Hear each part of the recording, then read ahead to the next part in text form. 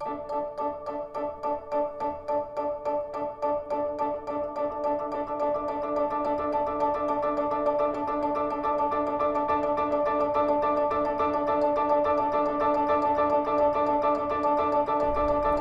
être artiste après la fin de l'art? Le tableau d'Asger Jorn, intitulé Grand baiser au cardinal d'Amérique, a été réalisé en 1962. Ce tableau est une huile sur toile de 92 cm sur 73 cm. Il est extrait d'une collection privée. En fait, c'est une collection qui appartient à Pierre Alechinsky. Ce tableau fait partie de cette série de toiles que Jorn a réalisées dans les années 60 et qu'il nommait les modifications. On reconnaît qu'il s'agit effectivement d'une peinture modifiée. Devrait-on dire une peinture saccagée? Le geste d'Asger Jorn est dans la continuation du geste Cobra. Sauvagerie enfantine de geste pictural. Rappelons tout de même que Cobra a eu une existence assez limitée dans le temps, 1948-1951, et qu'il serait pour le moins exagéré de définir la peinture de Jorn comme une peinture Cobra. L'activité picturale d'Asger Jorn s'étend sur plus de 30 ans, et le moment Cobra ne représente donc qu'un dixième de cette activité. Et je ne parle même pas des autres aspects de l'activité de Jorn, qui non seulement s'est essayé à toutes les pratiques de l'expression plastique, gravure, céramique, tapisserie, etc., mais qui a aussi fait de la musique et qui a eu une production écrite non négligeable. Le tableau Grand baiser au cardinal d'Amérique évoque évidemment le tableau de Velázquez, Portrait du pape Innocent X. Ce tableau extrêmement célèbre a été peint en 1650 et il a fait l'objet d'assez nombreuses reproductions par d'autres artistes dans des formats souvent différents et avec des cadrages un peu différents. Mais l'essentiel demeure. Dans le portrait réalisé par Velázquez, le pape, représenté de 3/4, a le bras droit appuyé sur le siège et arbore la bague papale. Il fixe le spectateur d'un regard perçant, terrible. Il ne porte pas la tiare papale, mais un bonnet, qui fait peut-être référence à sa barrette de cardinal. Avant d'être élu pape en 1644, le futur Innocent X avait été nommé cardinal-prêtre en 1626. Il est représenté avec un camail pourpre. Le pape Innocent X fut un pontife redoutable qui n'hésita pas à entrer en conflit avec ceux qui s'opposaient à ses vues, mais sa fin en 1655 fut elle aussi affreuse, puisqu'on raconte que sa dépouille resta plusieurs jours sans soin avant d'être ensevelie. L'artiste irlandais Francis Bacon réalisa en 1953 un portrait en référence au tableau de Velázquez, intitulé « Étude d'après le portrait d'Innocent X par Velázquez ». C'est un tableau littéralement spectral et qui évoque un tableau de 1949, tête numéro 6, sur l'une comme sur l'autre toile, la bouche ouverte et dans un hurlement silencieux.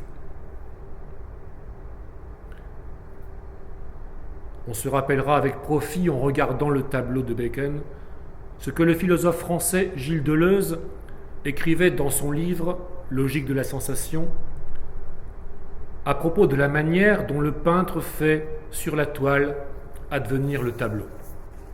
Je cite Gilles Deleuze. Faire des marques au hasard, traits, lignes, nettoyer, balayer, chiffonner des endroits ou des zones, taches, couleurs, jeter de la peinture sous des angles et à des vitesses variées.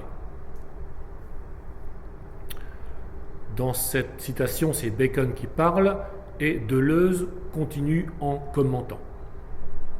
Cet acte, ou ces actes, suppose qu'il y ait déjà sur la toile, comme dans la tête du peintre, des données figuratives, plus ou moins virtuelles, plus ou moins actuelles.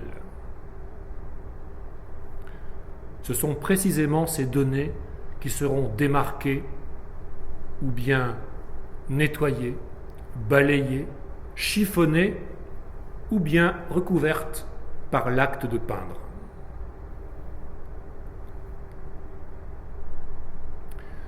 Cette description de l'acte pictural conviendrait assez bien à Asger-Jorn. Nettoyer, balayer, recouvrir ce qui est donné comme élément figuratif. Regardons donc de nouveau le grand baiser au cardinal d'Amérique. Cette modification a été réalisée à partir de l'une des nombreuses croûtes qu'Asger-Jorn a achetées au marché aux puces à Paris au début des années 60. Des croûtes, des tableaux dépourvus d'intérêt artistique, des représentations banales de scènes sans réelle prétention, des œuvres d'art modestes, comme dirait Hervé Di Rosa. Des œuvres en tout cas qui n'ont d'autre but que d'offrir à chacun de l'art qu'il puisse comprendre, à distance de cet art d'avant-garde qui réjouit les intellectuels. En modifiant ces croûtes, Asger-Jorn manifeste qu'il ne nourrit pas pour celle-ci la tendresse un peu idiote, pour reprendre le mot d'Arthur Rimbaud dans Une saison en enfer, que l'on a pour les œuvres qui ne cherchent pas à être de l'art, des œuvres qui se présentent en toute humilité. Il ne veut pas pour autant faire de l'art qui ne réjouisse que les intellectuels et les virtuoses des discours esthétiques.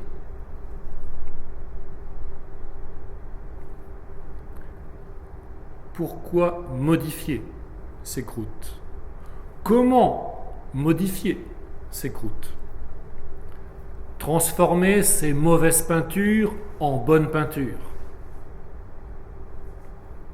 Qu'est-ce que la bonne peinture ? C'est une peinture qui ne plie pas la puissance créatrice de l'artiste sous les contraintes de la standardisation populaire. Populaire ou destinée au peuple, dans un souci qu'on peut appeler démocratique et qui vise à la satisfaction du plus grand nombre. Philosophie du kitsch, philosophie aussi du design industriel. Nous y reviendrons. Le tableau Grand baiser au cardinal d'Amérique représente un personnage en buste, aux 3/4 droit, analogue à l'attitude même d'Innocent X sur le tableau de Velázquez. Il n'y a pas lieu de douter que ce tableau ait été choisi pour cette raison. Il est difficile de penser que Asger-Jorn n'avait pas à l'esprit le tableau de Velázquez.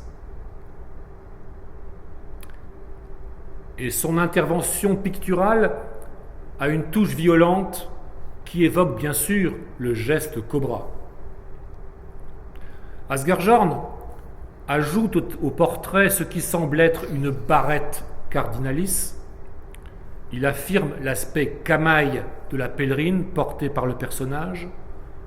Il souligne la bouche en une évocation quasiment vampirique du sourire inquiétant d'Innocent X.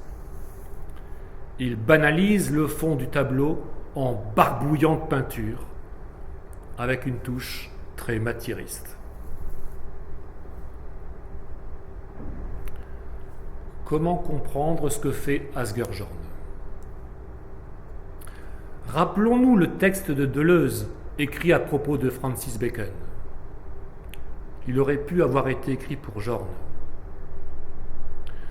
Jorn prend une peinture destinée à une satisfaction esthétique standard du peuple et il la nettoie, il la recouvre pour effacer toutes les données figuratives présentes sur la toile. Un travail d'effacement qui prend évidemment compte, sans que l'artiste en ait forcément conscience, des données figuratives que le peintre a dans son musée imaginaire, dont le portrait d'Innocent X par Velázquez. Asger-Jorn prend ainsi comme point de départ un tableau insignifiant de banalité pour en faire une peinture manifestant la force créatrice de l'artiste. Contre la standardisation de l'art et du reste, Jorn prône la liberté de l'artiste, sa liberté d'expérimentation. Citation Jorn. Le dépassement nécessaire de l'activité artistique contemporaine n'est précisément possible qu'à travers des investissements considérables dans le secteur de l'expérimentation. Fin de la citation de Jorn, extraite du texte Pour la forme, qui a été réédité en 2001 par Alia.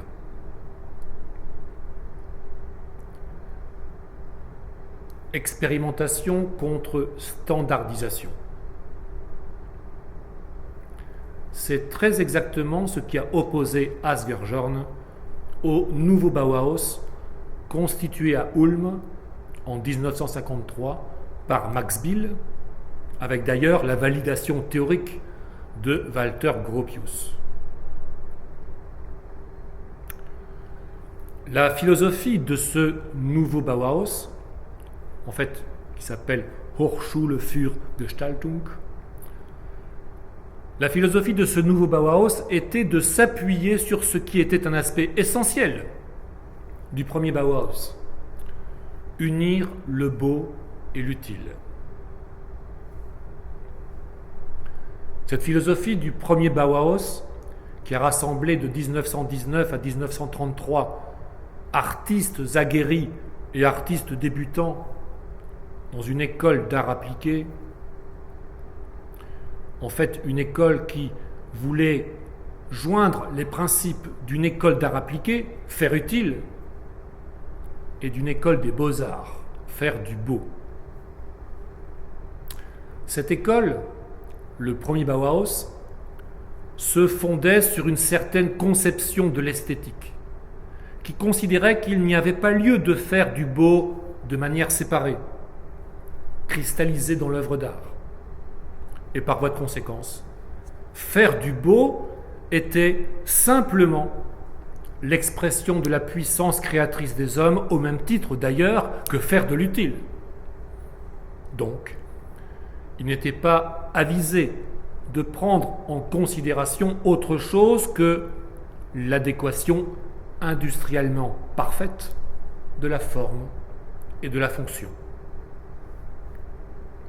Ce qui d'ailleurs a eu des résultats remarquables dans la fameuse esthétique de la marque Braun, qui est un exemple bien connu de cette esthétique. Le nouveau Bauhaus, dirigé par Max Bill, voulait mettre au poste de commande la rationalisation. Avec cette philosophie que le fonctionnel étant naturellement beau, il n'y avait pas de raison de s'attacher à autre chose. C'est tout de même différent de l'esprit du premier Bauhaus. C'est la philosophie du fonctionnalisme.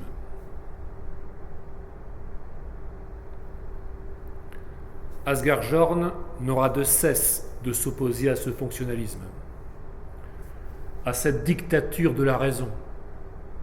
L'art, écrit-il en 1954 à son ami Enrico Bay, l'art n'est pas une figure plate, bien polie, bien lustrée, que les acides émotionnels ne peuvent attaquer.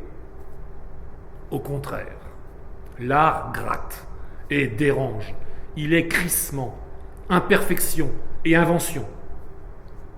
En se servant d'expressions fortes, barbares, violentes, vandales.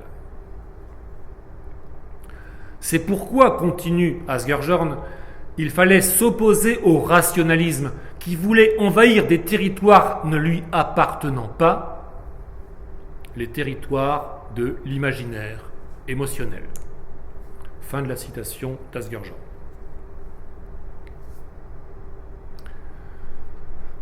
Évidemment, l'une des questions que posent les actes de modification picturale est la suivante. Pourquoi donc choisir un tableau insignifiant, acheté dans un lot au marché aux puces? Ne serait-il pas plus avisé de prendre pour point de départ un bon tableau? Jorn écrit dans une présentation de ces modifications, c'est un texte qui a été rédigé par l'artiste à l'occasion d'une exposition organisée à la galerie Rive Gauche, Paris, en 1959. Jorn écrit, je cite, « Pourquoi rejeter l'ancien si on peut le moderniser avec quelques traits de pinceau? La peinture, c'est fini. Autant donner le coup de grâce, détourner. Vive la peinture. » Fin de citation. Bref, la qualité du tableau choisi pour être modifié n'a guère d'importance. On peut même faire l'hypothèse que prendre pour point de départ un objet caractéristique de la marchandisation artistique et de la régression du goût qu'elle entraîne, que c'est plutôt un bon choix. Oui, alors j'emploie la formulation régression du goût par analogie avec ce qu'écrit le philosophe allemand Theodor Adorno à propos de la régression de l'écoute dans le domaine musical. C'est dans le texte qui s'appelle « Le caractère fétiche de la musique et la régression de l'écoute » qui a été publié en 1938.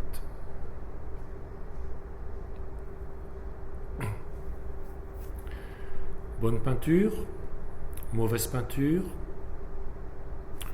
On sait pourtant que de jeunes artistes ont, il y a quelques années, au Tate Modern et au musée de Houston, jugé que prendre pour point de départ un bon tableau, Picasso, Rothko, pour le modifier, était un acte artistique authentique.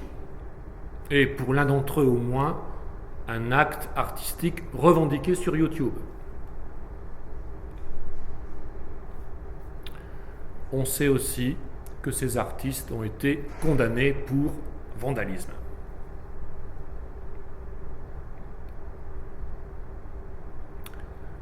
En 1961, Asger-Jorn fonde au Danemark l'Institut de vandalisme comparé. Un institut qui absorbera toute son énergie et toutes ses ressources jusqu'en 1966. Jorn fonde cet institut au moment où il quitte l'Internationale situationniste, dans la fondation de laquelle il avait joué un grand rôle. Sa position d'artiste, position revendiquée, et dont le succès devenait, à l'entendre, gênant, l'a poussé à démissionner de l'Internationale. Démission plutôt exceptionnelle. L'Internationale situationniste, qui a en tout compté 70 membres, n'a compté que 22 démissions pour 45 exclusions.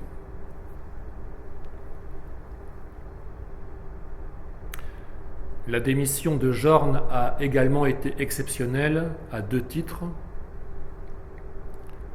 D'abord, il a conservé plusieurs mois des relations avec l'Internationale sous le nom de George Keller. Et surtout, il a gardé l'amitié de Guy Debord, ce qui n'était pas rien.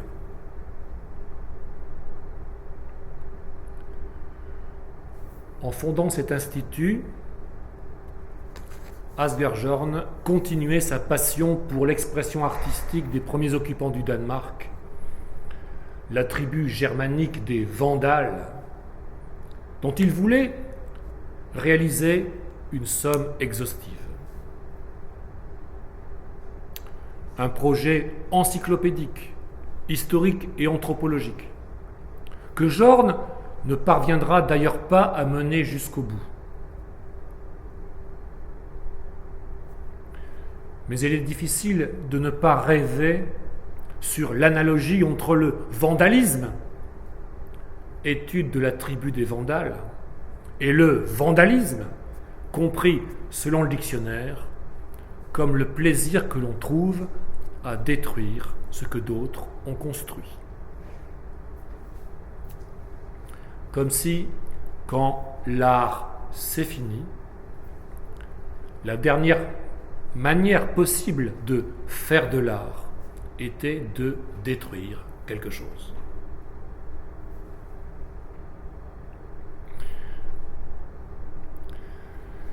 La thèse de la fin de l'art s'appuie sur la phrase célèbre de Hegel, prononcée en introduction au cours d'esthétique qu'il donna à Berlin de 1828 à 1831, date de sa mort. Le texte exact est le suivant. Je cite Hegel. « L'art reste pour nous, dans sa satisfaction et sa destination suprême, une chose du passé. » Évidemment, la première réaction à cette phrase qui prétend que l'art est fini, qu'il est une chose du passé, c'est de dire que Hegel est un imbécile, qui n'aurait eu qu'à regarder autour de lui pour constater que l'art était partout.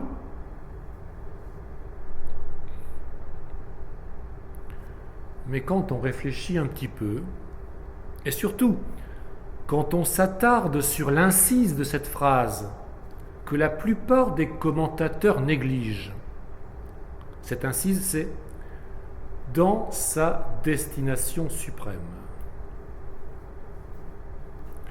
On réalise que la thèse de Hegel est plutôt lucide et qu'elle est contemporaine de l'essor de la société moderne. Cet essor, qui coïncide avec la reproduction à grande échelle des objets, et en particulier des objets d'art, va faire apparaître ce qu'on appelle le kitsch et plus généralement les marchandises culturelles, propres à constituer un sentiment d'appartenance à une même société dans laquelle les mêmes œuvres d'art consensuelles célèbrent l'avènement d'un goût démocratique. En effet, si l'art, dans sa destination suprême, comme Hegel le précise, à quelques pages de distance, ne procure plus ce que d'autres peuples ont cherché et trouvé, c'est qu'il est devenu une chose superflue, avantageusement remplacée par les produits de ce que le philosophe allemand Theodor Adorno, bien des années plus tard, nommera l'industrie culturelle. Bref, dans la société moderne, l'art est devenu superflu. Seuls sont désignés par art les produits susceptibles de participer au consensus social. Hegel n'est donc pas un imbécile. Il constate au contraire, même si l'interprétation du phénomène reste sommaire, que ce qu'on appelle art subit avec la modernité une mutation fondamentale.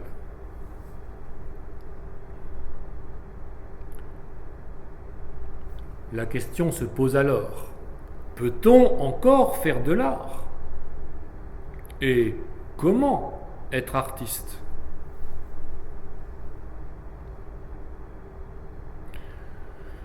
Dans une lettre ouverte à Marinetti, le théoricien italien du futurisme, l'écrivain allemand Alfred Döblin écrit ceci, je cite: « N'oubliez jamais qu'il n'y a pas d'art, il n'y a que des artistes. » Fin de citation. Cette lettre ouverte est publiée en mars 1913 dans le numéro 150-151 de la revue Der Sturm. Der Sturm, ça peut se traduire par la tempête, ça peut se traduire aussi par l'assaut. Une revue liée à la galerie berlinoise du même nom qui accueille l'avant-garde artistique.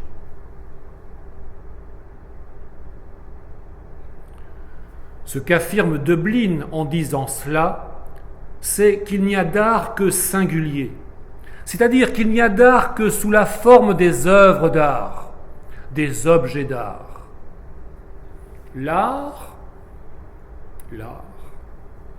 L'art n'existe que comme un voile culturel destiné à unifier, à synthétiser la société.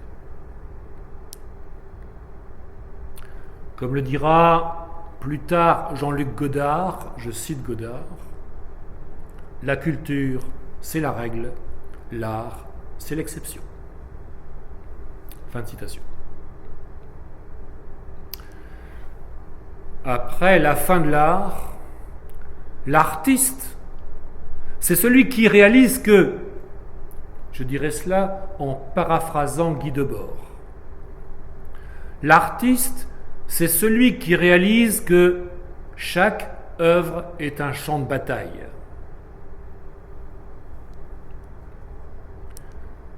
L'œuvre d'art, l'objet d'art, n'est plus ce qu'on entend par de l'art. Ou plutôt, quand l'œuvre est cela, quand l'objet est cela, il y a forte chance pour que ce ne soit que de la marchandise culturelle. Ce qui signifie que faire œuvre n'est jamais innocent. Ce qui signifie que être artiste entraîne cette responsabilité immédiatement sociale ou politique, que ce qu'on fait est le lieu d'une contradiction entre l'ordre et ce qu'il met en péril, parce qu'il revendique, malgré tout, d'être autre chose qu'une marchandise. L'artiste devient ainsi un guerriero, et d'abord un stratège, pour reprendre le mot de Guy Debord.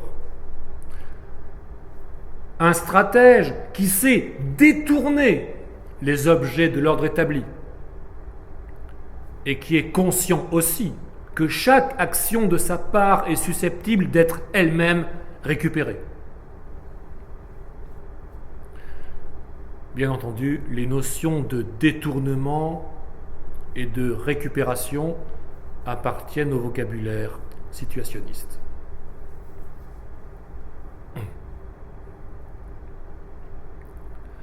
Quand Asger Jorn quitte l'internationale situationniste en 1961, il rappelle, en la quittant, qu'il ne cesse pas d'être situationniste, ce qu'admet Guy Debord, peu suspect pourtant de manquer d'intransigeance.